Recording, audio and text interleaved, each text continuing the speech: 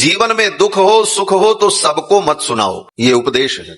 क्यों? बोले बड़ा सुख हुआ तुमको, खूब सुख मिला और सबसे कहने लगे हम बड़े सुखी हैं, बड़े सुखी हैं, तो लोगों के अंदर ईर्ष्या पैदा हो जाए, लोग आपसे जलने लग जाएं। इसलिए अपना सुख भी सबको नहीं बताना चाहिए। और दुख, बोले दुख भी सबको बताते फिरोगे हम बड़े दुखी हैं, हम बड़े दुखी हैं, तो लोग हंसेंगे, कहेंगे बहुत बनता था अब देखो, बहुत उड़ रहा था अब देखो। तो ये संसार है, रहीमन निज मन की व्यथा, आप ही राखो गोए, सुन इठलई हैं लोग सब बांट न लई हैं कोई। मन की व्यथा और दुख को कोई बांटेगा नहीं, सुन करके लोग और इठलाएंगे। इसलिए किसी से अपने दुख सुख का वर्णन नहीं करना चाहिए, न किसी से अपने सुख की बात कहो, न अपने दुख की बात कहो। सुख मिला है तो उसका अनुभव करो, दुख मिला है तो धैर्य रखो और उस दुख से बचने का प्रयत्न करो, लेकिन सबसे कहते मत फिरो। बोले तो किससे कहें? बोले अगर कहने का मन करता है, बिना किसी से कहे रहा नहीं जाता है, तो दो व्यक्तियों से कहो, या तो गोविंद से कहो या गुरु से कहो। गुरु गोविंद को छोड़कर किसी तीसरे से अपना दुख सुख नहीं कहना चाहिए। गोविंद से कहोगे तो गोविंद कोई उपाय कर देंगे, गुरु से कहोगे तो गुरु कृपा करेंगे। बाकी संसार में किसी से दुख सुख रोगे तो क्या होगा? बोले वो हंसेगा और तुम्हारी मजाक बनाएगा। दशरथ जी महाराज को दुख हुआ तो दशरथ जी ने किससे कहा?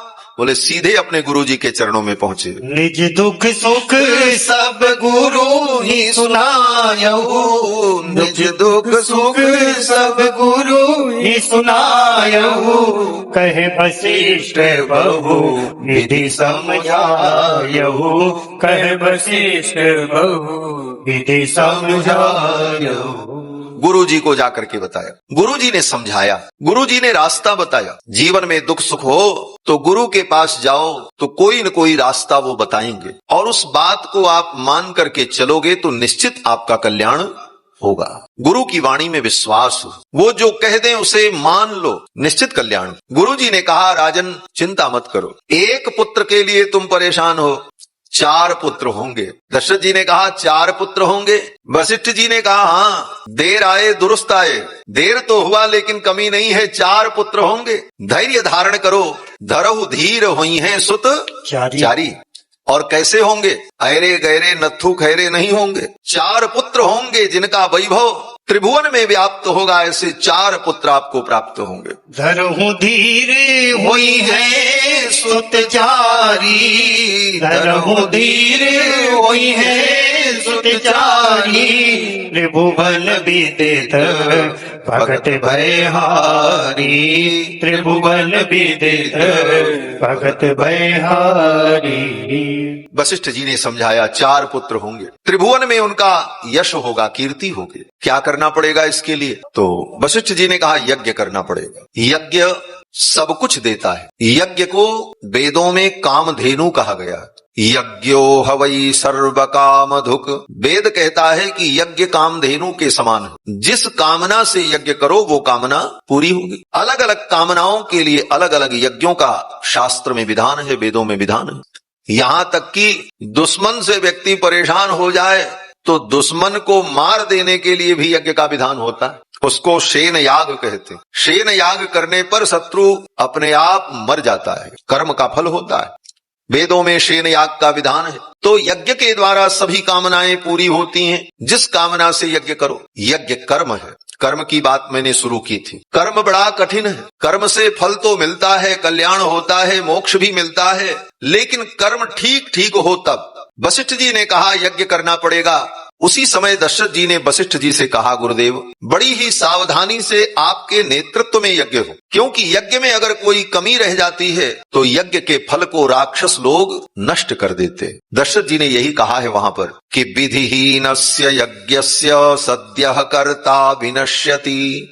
विधि से हीन यज्ञ होने पर कर्ता का विनाश हो जाता है। जो कर्म करता है उसी का विनाश हो जाता है। कर्म में विधि की बहुत बड़ी अपेक्षा है, जिस विधि निषेध की बात मैं कर रहा था प्रारंभ में। कर्म में अगर विधि का लोप हो जाए तो कर्म का फल उल्टा हो जाता है। जो फल मिलना चाहिए वो नहीं मिलता, कुछ और ही हो जाता है। यहां तक कि करने वाले का भी विनाश हो जाता है। विधिहीनस्य यज्ञस्य सद्यः कर्ता विनश्यति। क्यों?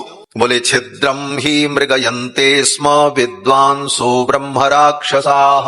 ब्रह्म राक्षस जो होते हैं वो बड़े विद्वान होते हैं महाराज। ये दशरथ जी ने कहा है रामायण में, ब्रह्म राक्षस बड़े विद्वान होते हैं। क्या विद्वान होते हैं? बोले उनको सब विधि मालूम रहती है, कौन से यज्ञ में कहां पर कौन मंत्र पढ़ना है, कौन सी विधि करनी है, उन ब्रह्म राक्षसों को सब मालूम है। आपके आचार्य आपके पंडित भूल जाएं लेकिन वो राक्षस भूलने वाले नहीं, उनको सब पता है। वहां पर टीका में श्री गोविंद राज स्वामी जी ने लिखा ये ब्रह्म राक्षस होते कौन है, तो टीका में वहां पर व्याख्या में श्री गोविंद राज स्वामी जी ने लिखा है कि ये बड़े बड़े वेद के विद्वान जो ब्राह्मण होते हैं, यज्ञ यागादि कर्म कराते हैं और यज्ञ यागादि कर्म कराते समय प्रमादवश स्वार्थवश विधि का लोप करके मनमाने ढंग से अगर कोई काम करते हैं, शुद्धि अशुद्धि का ध्यान नहीं रखते, तो यही बड़े बड़े विद्वान जो यज्ञ कराने वाले हैं ये मरने के बाद ब्रह्म राक्षस हो जाते। ये बड़े बड़े विद्वान ब्रह्म राक्षस हो जाते महाराज।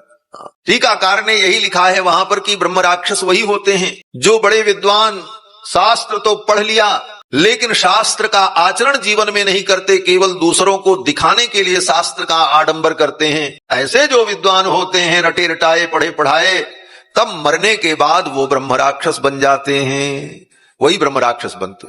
अब जब ब्रह्म राक्षस बन गए तो ज्ञान तो उनको सब था ही, पढ़े थे, उनको सब मालूम है कहां कौन सी विधि होनी है, क्या होना है। तो जब कोई यजमान यज्ञ यागादि कर्म करता है तो वो ब्रह्म राक्षस पहले आ जाते हैं। देवता को तो बुलाना पड़ता है, देवताओं का आवाहन करना पड़ता है। विष्णवे नमः विष्णुम आवाहयामि, ब्रह्मणे नमः ब्रह्माणम आवाहयामि, रुद्राय नमः रुद्रम आवाहयामि। देवताओं का आवाहन किया जाता है तब देवता आते हैं, लेकिन राक्षस बोले राक्षस बिना बुलाए यज्ञ में आ जाते, वो पहले से आके डट जाते। कैसे?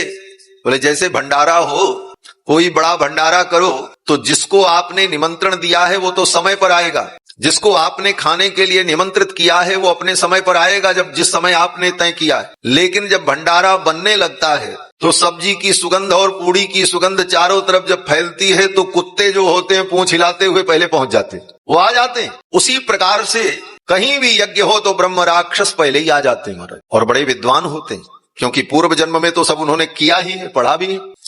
अब पाप के कारण, दोष के कारण ब्रह्म राक्षस बने तो प्रवृत्ति वही है। तो वो ब्रह्म राक्षस आकर के करते क्या है? बोले तुम्हारे किए हुए कर्मों को सावधानी से दूर खड़े होकर के देखते रहते, दूर खड़े होकर तुम्हारे कर्मों को सावधानी पूर्वक वो देखते हैं, नजदीक आने का प्रयत्न करते हैं। लेकिन शास्त्र में विधान है कि जब यज्ञ करने चलो, कर्म करने चलो, तो हाथ में जल लेकर अपहता असुरा रक्षाम शिवे दिशदः, ऐसा मंत्र पढ़ करके जल चारों तरफ छींट दिया जाता है।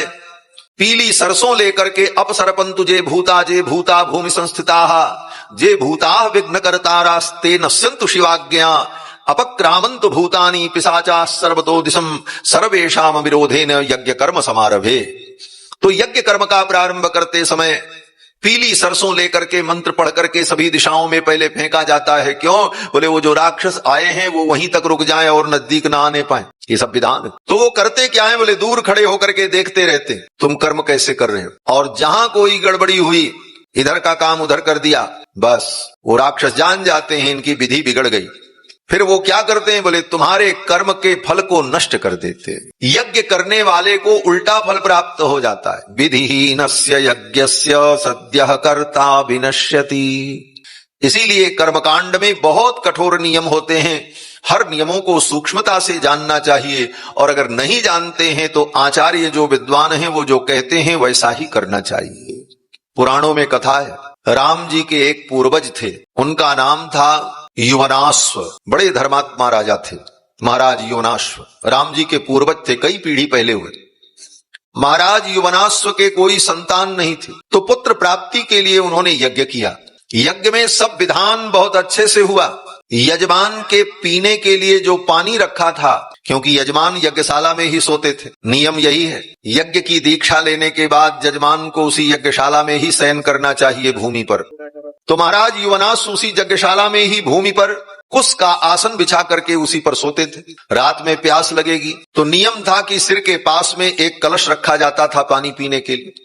रात्रि में प्यास लगी तो जिस कलश का पानी पीना चाहिए था, अंधेरे में उनको समझ में नहीं आया, बगल में दूसरा कोई कलश रखा हुआ था पूजा का, उस कलश का पानी उठा करके पी लिया। वो दूसरे कलश का पानी पी लिया। उस कलश का नाम था वस्तीवरी। वस्तीवरी नाम का कर्म निरूपण करने के लिए उस कलश में जल भर करके रखा गया था।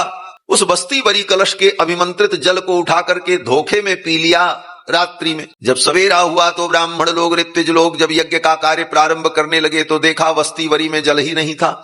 ले ये क्या हुआ? पता लगा महाराज को रात में प्यास लगी थी, उन्होंने पी लिया। तब आचार्यों ने कहा अब तो बड़ी गड़बड़ बात हो गई। बोले क्या गड़बड़ हो गई? बोले जो पानी पीना चाहिए था वो आपने नहीं पिया और जो नहीं पीना चाहिए था वो आपने पी लिया। तो क्या हुआ? बोले विधि और निषेध, जो विधि थी उसका पालन नहीं हुआ और जो नहीं करना चाहिए वो हो गया। तो अब इसका परिणाम क्या होगा?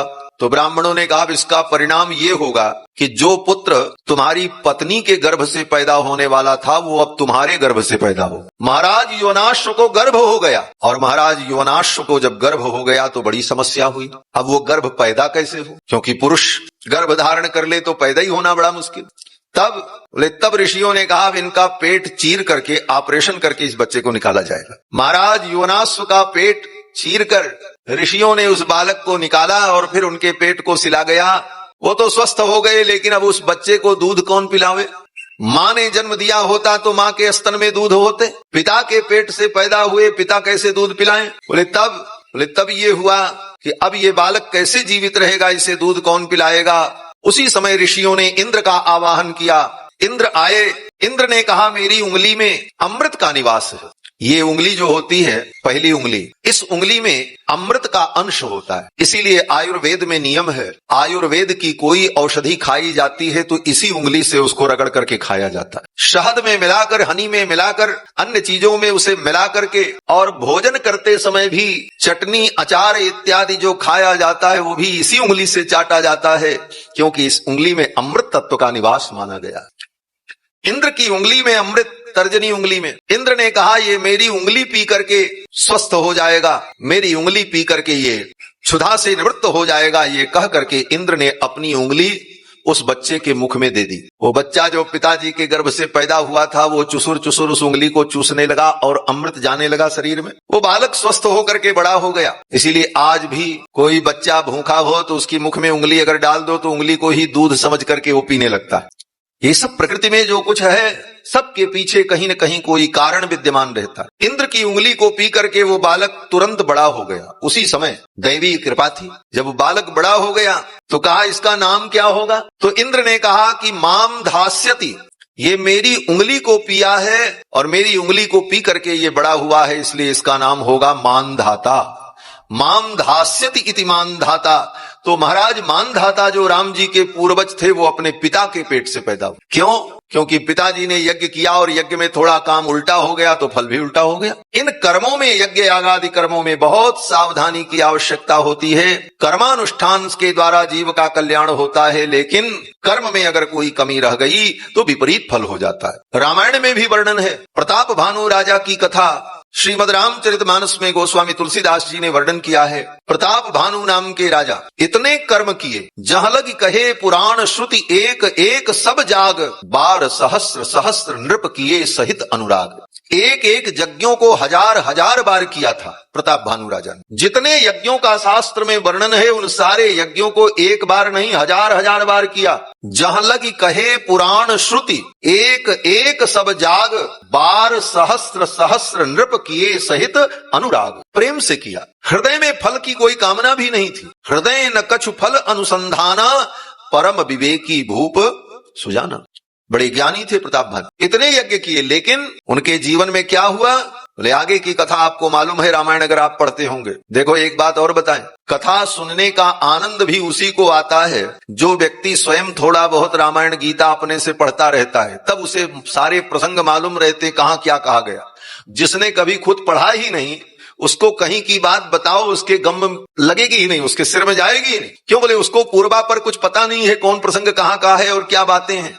तो जब अपने से व्यक्ति स्वयं रामायण गीता भागवत कभी कभी पढ़ता रहता है तो कुछ विषयों को जब वो जानता रहता है तब उसी के आधार पर उसको आगे का विषय बताया जाता है। पढ़ाने का यही तरीका है। विद्यालय में बच्चों को पढ़ाने के लिए जो टीचर को ट्रेनिंग दी जाती है, उस ट्रेनिंग में लेसन प्लान बनाया जाता है। पहले लेसन प्लान बना करके तब पढ़ाया जाता है, क्योंकि हमने भी सब काम किया है, ट्रेनिंग की है और पढ़ाया भी, फिर सब छोड़ भी दिया। तो लेसन प्लान जब बनाते हैं तो लेसन प्लान में उद्देश्य पहले लिखा जाता है। तो उसमें यह भी एक नियम रहता है कि आप बच्चे को कैसे सिखाएंगे, गिनती कैसे सिखाएंगे। तब वहां पर कहा जाता है पूर्व ज्ञान के आधार पर सिखाएंगे। किस आधार पर? पूर्व ज्ञान के आधार पर। बच्चे को 100 तक गिनती नहीं आती, लेकिन इतना ज्ञान उसको जरूर है कि 1 और 2 क्या होता है। बोले कहां से सीखा? बोले व्यवहार से सीखता है। माँ जब भोजन कराती है तो 1 रोटी देती है और फिर कहती है 1 रोटी और ले लो, 2 लड्डू ले लो। तो 2 लड्डू कह करके जब 2 देती है और 1 कह करके 1 देती है तो व्यवहार से सीख जाता है। 1 का मतलब ये और 1 जैसी 2 वस्तुएं हो जाए तो 2। तो 1, 2, 3 ये गिनती क्या है वो बचपन से व्यवहार में सीखा। अब उसी आधार पर उसे आगे सिखाया जाता है। 3 के आगे 4, 4 के आगे 5। उसी तरीके संसार की वस्तुओं का ज्ञान बचपन से सुन करके देख लेता है व्यक्ति। ये नीला रंग है, ये लाल रंग है, ये काला रंग है। तो उन वस्तुओं का सामान्य ज्ञान जो उस बच्चे के अंदर रहता है, उसी सामान्य ज्ञान के आधार पर उसको आगे सिखाने का प्रयत्न किया जाए। उतना भी ज्ञान न हो उसको सामान्य ज्ञान, तो सिखाएंगे कहां से, शुरू कहां से? उसी तरीके भगवान की कथा में भी जो व्यक्ति थोड़ा रामायण, गीता, भागवत, पद पदावली, संतों की वाणी सुनता पढ़ता रहता है, उसी को जब कथा सुनाई जाती है तो ज्यादा समझ में आता। आगे की बातें उसको पहले से कुछ जाने रहता है तो समझाने में भी सुविधा होती है महाराज। तो ये प्रसंग है श्रीमद् रामचरितमानस में प्रताप भानु राजा की कथा है। प्रताप भानु राजा ने बड़े बड़े यज्ञ किए, सब कुछ किया, लेकिन उसके जीवन में क्या हुआ? बोले इतना सब यज्ञ करने के बाद भी पूरे खानदान के सहित प्रताप भानु राजा को राक्षस बनना पड़ा। जा ही निशाचर हो तुम, जा करके तुम निशाचर हो जाओ पूरे परिवार के सहित। ये शाप ब्राह्मणों ने दे दिया उस राजा को और पूरे परिवार के सहित उसको राक्षस बनना पड़ा। बोले विप्र सकोप तब नहीं कछु कीन विचार, बोले विप्र सकोप तब कछु कीन विचार। जाई निशाचर होन मूढ़ सहित परिवार, जाई निशाचर होन मूढ़ सहित परिवार। हाँ मूढ़ सहित परिवार, मूढ़ सहित परिवार। पूरे परिवार के सहित वो प्रताप भानु राजा निशाचर बन गया, राक्षस बन। कर्म इतना अच्छा किया था, इतने बड़े बड़े यज्ञ किए। तो कहने का तात्पर्य कि कर्म के द्वारा जीव का कल्याण होता है, लेकिन कर्म में अगर कोई कमी रह गई, कुछ गड़बड़ हो गया तो कल्याण नहीं होगा। कर्म के बाद दूसरा मार्ग ज्ञान का मार्ग। ज्ञान मार्ग से जीव का कल्याण। ज्ञान क्या है? बोले ज्ञान मार्ग में यह ज्ञान हृदय में दृढ़ करना है कि यह संसार असत्य है, एकमात्र भगवान ही सत्य है और संसार की किसी वस्तु में हमारी आसक्ति न हो, मोह न हो। ये ज्ञान मार्ग है। कहना बड़ा सरल है लेकिन होना बड़ा कठिन। ज्ञान मार्ग, ज्ञान से मोक्ष की प्राप्ति बताई गई है, लेकिन ज्ञान मार्ग और कठिन। कितना कठिन है? बोले ज्ञान मार्ग का मतलब तलवारों पर चलना। तलवार बिछी हो, छुरियां बिछी हो और उस पर चलना पड़े, कितना कठिन है। चूक जाओ तो पैर कट जाए, गिर जाओ तो शरीर ही कट जाए। ज्ञान के पंथ कृपाण की धार। गोस्वामी जी कहते हैं ज्ञान का मार्ग तो तलवार का मार्ग है महाराज। ज्ञान के पंथ कृपाण की धारा, ज्ञान के पंथ कृपाण की धारा। परत खगेश होगी नहीं बारा, परत खगेश होगी नहीं बारा। ज्ञान का पंथ तलवार की धार के समान। और ज्ञानियों को, ज्ञान मार्गियों को कभी कभी अहंकार भी हो जाता है। ज्ञानी कहता है सब में भगवान है, कण कण में भगवान है, हम भी भगवान ही हैं, हमसे और भगवान में कोई अंतर नहीं है। और वो ज्ञानी ऐसा उपदेश दे देते हैं कि जो कुछ थोड़ा बहुत ठीक ठाक काम करने वाले हैं वो भी बिगड़ जाते। एक ज्ञानी मिल गए किसी भक्त को, वो भक्त भगवान की पूजा कर रहा था, तो ज्ञानी ने कहा ये बताओ इस मूर्ति में भगवान? बोले हाँ भगवान। और जो फूल तुम चढ़ा रहे हो मूर्ति पर, ये फूल इसमें भी तो भगवान है? बोले हाँ इसमें भी भगवान है। जो पानी तुम चढ़ा रहे हो भगवान पर, उस पानी में भी तो भगवान है, भगवान कहाँ नहीं है? तो ये कैसी पूजा तुम्हारी? मूर्ति में भगवान, फूल में भगवान, भगवान पर भगवान को चढ़ाते हो तुम। उस ज्ञानी ने कुतर्क किया, भाई फूल में भी भगवान और मूर्ति में भी भगवान, भगवान पर भगवान को चढ़ाते हो। उसने कहा हाँ ये बात तो ठीक है। आरती करने चला, भोग लगाने चला, तो उस ज्ञानी ने फिर तर्क किया, मूर्ति में भगवान, लड्डू में भगवान, भगवान को खिलाते हो तुम। अब वो बेचारा क्या करे भक्त, ऐसे ज्ञानियों के चक्कर में पड़ जाए महाराज तो सब भक्ति पूजा छूट जाएगी। ऐसे बड़े ज्ञानी दुनिया में डोल रहे हैं, हाँ, ऐसा ज्ञान देने वाले। अंत में उसने परेशान होकर के कहा, भाई हम पूजा कैसे करें। थोड़ी देर बाद वो जो ज्ञानी थे उनको भूख लगी, बोले कुछ भोजन कराओ। तो भक्त बड़ा बुद्धिमान था, ला करके सामने रखा पूड़ी सब्जी और कहा खाओ। जब ज्ञानी खाने चले तो उस भक्त ने कहा, दांत में भगवान, रोटी में भी भगवान, भगवान को भगवान से चबाओगे तुम? अरे राम राम, तुमको नहीं खाना चाहिए। अब उसी की बात उसी पर लागू कर दी, उसने खाना बंद कर दिया। थोड़ी देर बाद प्यास लगी, बोले पानी भी पी के काम चला ले। जो ही पानी पीने चला, भक्त ने कहा, अरे मुख में भगवान, पानी में भगवान, भगवान को पिलाओगे तुम? उसने कहा, बस करो भाई, हम मर जाएंगे भूख प्यास से। बोले तब ज्ञान तुम्हारा कहां चला गया था? पूजा करते समय तो तुम कह रहे थे मूर्ति में भगवान, फूल में भगवान, भगवान पर भगवान को क्यों चढ़ाते हो? तो ये ज्ञानियों का मार्ग बड़ा विचित्र है। ऐसे ज्ञान से कल्याण भी नहीं होता और अहंकार जरूर हो जाता है। अहंकार क्या होता है? बोले हम सबसे श्रेष्ठ हैं, इसका अहंकार हो जाता है। और ज्ञान, रामायण में गोस्वामी जी महाराज कहते हैं कि जे ज्ञान मान विमत्त तब भव हरणि भक्ति न आदरी ते पाई सुर दुर्लभ पदादपि परत हम देखत हरि। वेद भगवान की स्तुति करते हुए कहते हैं, भगवान जो ज्ञान मान में विमत्त होकर आपकी भक्ति का आदर नहीं करते, ऐसे ज्ञानियों का पतन हो जाता है। जे ज्ञान मान विमत तब भव हरणि भक्ति न आदरी। जे ज्ञान मान विमत तब भव हरणि भक्ति न आदरी। ते पाई सुर दुर्लभ पदादपि परत हम देखत हरि। ते पाई सुर दुर्लभ पदादपि परत हम देखत हरि। जे ज्ञानवान विमत तब भव हरणि भक्ति न आदरी। जे ज्ञानवान, जे ज्ञानवान, जे ज्ञानवान। ज्ञान के मान में भक्ति का निरादर करने वालों का पतन हो जाता है। तो ज्ञान मार्ग भी बड़ा कठिन है। भक्ति मार्ग बहुत अच्छा है, लेकिन भक्ति मार्ग में अगर कामनाएं बनी रहीं और भक्ति को हम साधन समझते रहे तो फिर भक्ति मार्ग भी जीव का पूर्ण कल्याण नहीं कर पाता। श्री भरत जी की कथा है भागवत में, भगवान की भक्ति में लगे थे, मुक्ति नारायण क्षेत्र में भगवान का भजन करते थे, लेकिन एक हिरण के बच्चे में मोह हो गया और उस मोह का परिणाम, बोले मरने के बाद उनको हिरण बनना पड़ा, मुक्ति नहीं मिली। क्यों? बोले मरते समय जिसका स्मरण करोगे अगले जन्म में वही बन जाओगे। भक्ति का यही नियम है। भक्ति का नियम यह है कि निरंतर भगवान का स्मरण करते रहो, वो स्मरण कभी टूटने न पाए। भक्ति भी इतनी सरल नहीं है। भक्ति क्या है? हमारे आचार्य कहते हैं, तेल की धारा के समान अखंड भगवान का स्मरण, इसका नाम भक्ति है। तेल की धारा के समान अखंड भगवान का स्मरण, वो स्मरण कभी टूटे न, इसका नाम भक्ति। और वो स्मरण कितना हो? बोले मरते दम तक, मरते समय भी अंतिम क्षण में भगवान का ही स्मरण हो, तब वो भक्ति सिद्ध हो जाती है। क्या होती है? बोले फिर मरते समय भगवान का स्मरण हुआ तो भगवान के चरणों में पहुंच जाओगे। लेकिन जीवन भर भगवान का स्मरण किया और मरते समय अगर नाती पोता बेटा बेटी का स्मरण हुआ तो फिर वो भक्ति करते हुए भी तुमको मुक्ति नहीं मिलेगी। फिर उसी खानदान में तुम पैदा हो जाओ। मोह के कारण उसे फिर उसी घर में पैदा होना पड़ता। घर में बच्चा पैदा होता है तो माताएं देखती हैं तो कहती हैं, देखो अपने दादाजी को पड़ा है, दादा जैसी नाक है, दादा जैसी आंख है।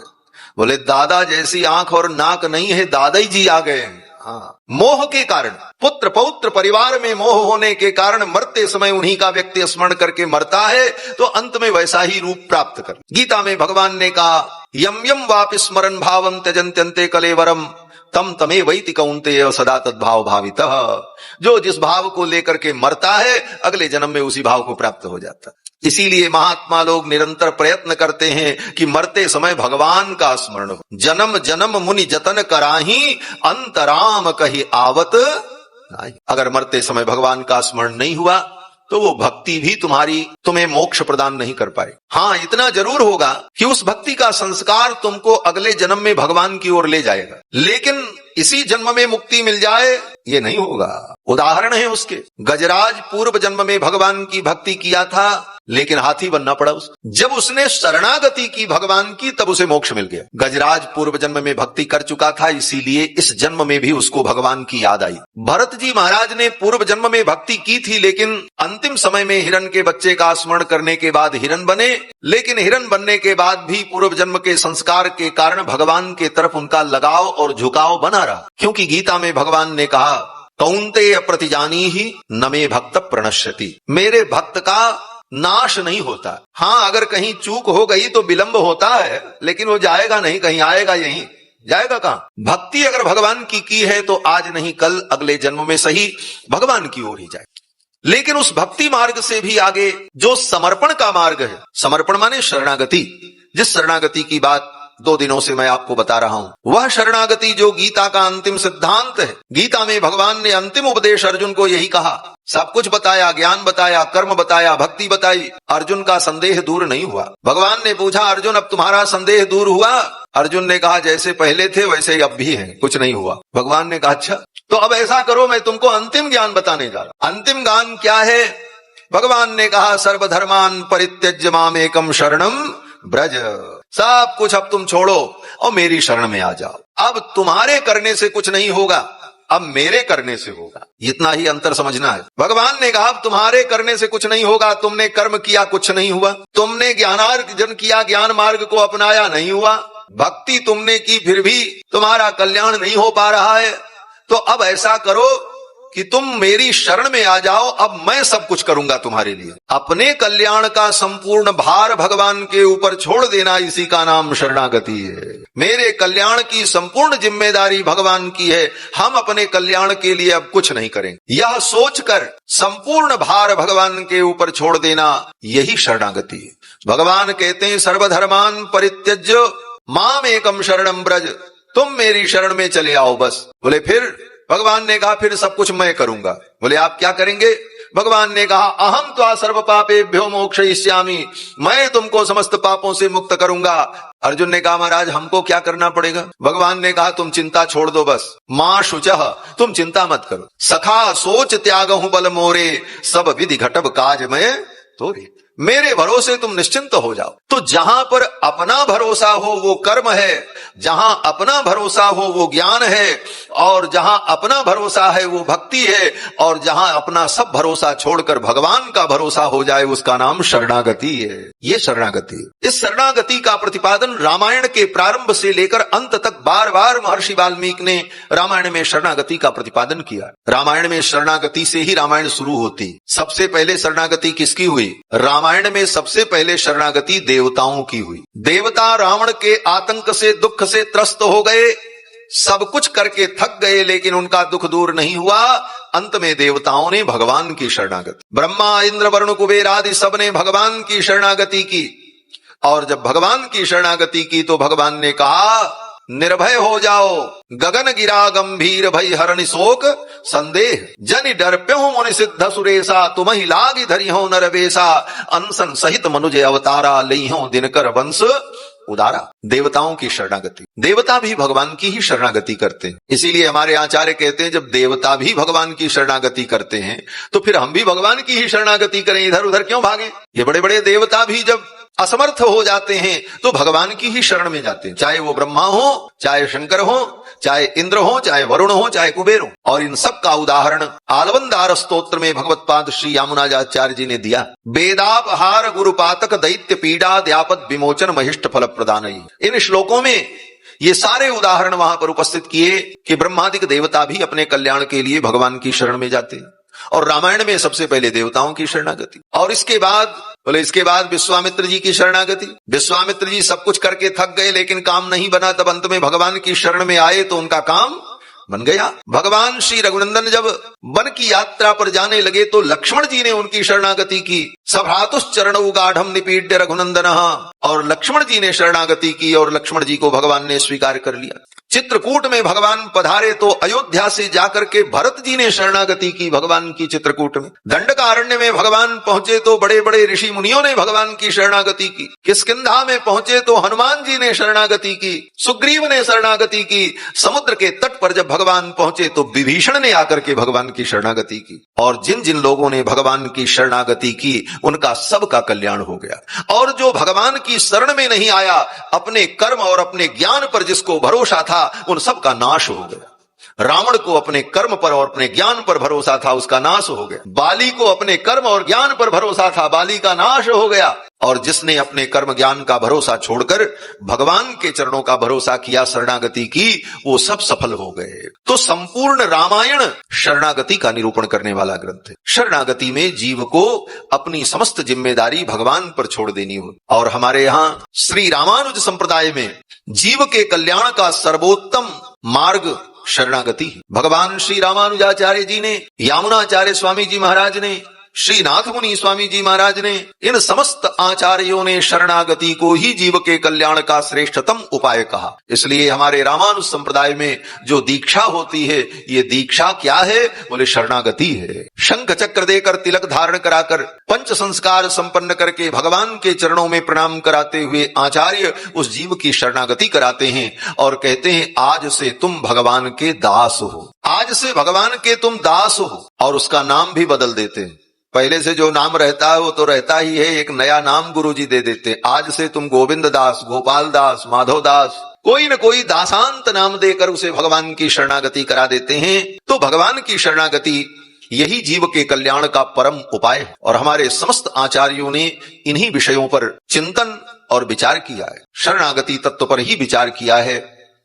और मंत्र में जो द्वय मंत्र का उपदेश किया जाता है, दूसरा मंत्र जो द्वय मंत्र है, श्रीमन्नारायण चरणौ शरणम प्रपद्ये श्रीमते नारायणाय नमः, यह मंत्र शरणागति का ही। भगवान श्रीमन्नारायण के चरणों में हम शरणागति करते हैं। श्रीमन्नारायण चरणौ शरणम प्रपद्ये, और शरणागति करके हम भगवान को प्रणाम करते हैं, श्रीमते नारायणाय नमः। तो यह शरणागति का अनुसंधान निरंतर करते रहना चाहिए। अपने कर्म का, ज्ञान का भरोसा छोड़कर भगवान का एकमात्र भरोसा करे। भरोसो दृढ़ इन चरणन केरो, श्री वल्लभ नख छंद छटा बिनु सब जग माझ अधेरो। भरोसो दृढ़ इन चरणन केरो, भगवान के चरणों का एकमात्र भरोसा हो, इसी का नाम शरणागति है। और द्वय मंत्र में इसी का अनुसंधान किया जाता है। यहाँ श्री रामबाग पीठ से जुड़े हुए सभी भक्तगण हैं। एक बात और बताएं, ये रामबाग मठ की जो परंपरा है, इस परंपरा का नाम ही है मंत्र रत्न प्रतिवादी भयंकर परंपरा। क्या है? मंत्र रत्न प्रतिवादी भयंकर परंपरा। हमारे जो पूर्वाचार्य प्रतिवादी भयंकर स्वामी हुए, जो गादी स्वामी जी महाराज आए थे संप्रोक्षण में गत वर्ष, उन गादी स्वामी जी के कई पीढ़ी पहले उन्हीं के पूर्वज श्री अण्णा प्रतिवादी भयंकर स्वामी हुए। और उस प्रतिवादी भयंकर परंपरा में आचार्यों ने मंत्र रत्न का खूब अनुसंधान किया। ये द्वय मंत्र का अनुसंधान हमारी परंपरा में, इस गद्दी परंपरा में सभी आचार्यों ने किया। इसलिए इस गद्दी का नाम ही मंत्र रत्न प्रतिवादी भयंकर हुआ। ये सब इतिहास नंद किशोर जी सब जानिए। तो ये मंत्र रत्न प्रतिवादी भयंकर परंपरा, क्योंकि हमारे यहाँ मंत्र रत्न का ही नित्य अनुसंधान किया जाता है, शरणागति का अनुसंधान किया जाता है।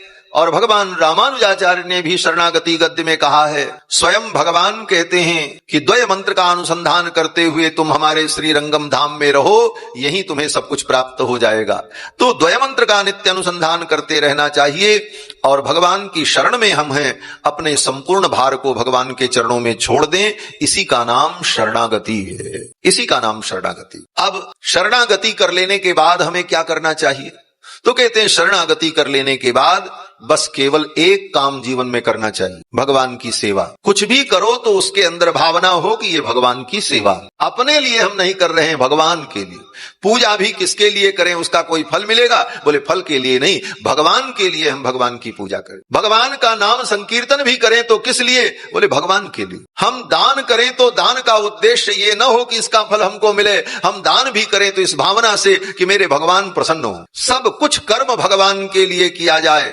कायेन वाचा मनसे इंद्रियैर्वा बुद्ध्यात्मना वा प्रकृते स्वभावात् करोमि यत्तत् सकलम परस्मै नारायणायेति समर्पयेत् तत्। ये सिद्धांत है। जो कुछ करें मन वचन कर्म से सब भगवान के लिए ही करें, ये भाव दृढ़ हो जाए, इसी का नाम शरणागति है।